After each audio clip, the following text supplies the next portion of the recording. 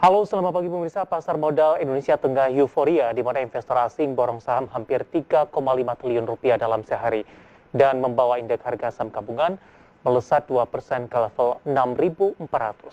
Sejauh mana euforia akan berlanjut? Dan kali ini kembali bersama saya David Sanovel dan inilah segmen Market Pass selengkapnya untuk Anda.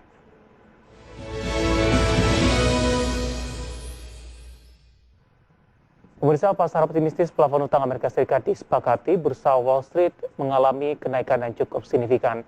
Bursa saham Wall Street berbalik ke teritori positif pada dini hari tadi, di mana investor semakin optimistis bahwa anggota Kongres dari Partai Demokrat dan Republik dapat mencapai kesepakatan untuk mencegah terjadinya default utang pemerintah.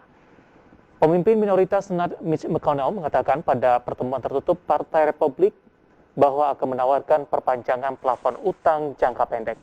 Hal ini membantu meringankan tekanan pada Kongres untuk menghindari default Amerika Serikat yang saat ini diperkirakan pada 18 Oktober mendatang.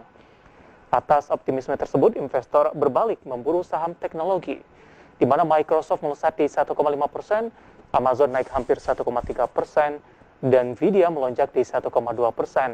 Alphabet juga menguat di 1,1%. Semua saham yang disebut dalam kelompok berakhir di zona hijau pemirsa, di mana Dow Jones Industrial Average ditutup naik di 0,3% menjadi 34.416, sementara S&P 500 menguat di 0,41% menjadi 4.363 setelah jatuh ke sesi terendah.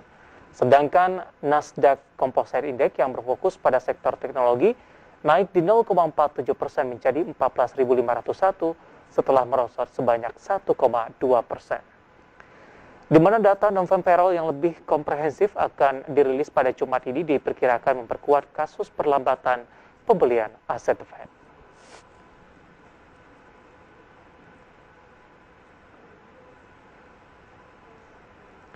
Ya, pemirsa, indeks harga saham gabungan ditutup menguat di atas 2% pada perdagangan kemarin ke posisi di atas 6.400, di mana asing bahkan net buy di pasar reguler hampir 3,5 triliun rupiah.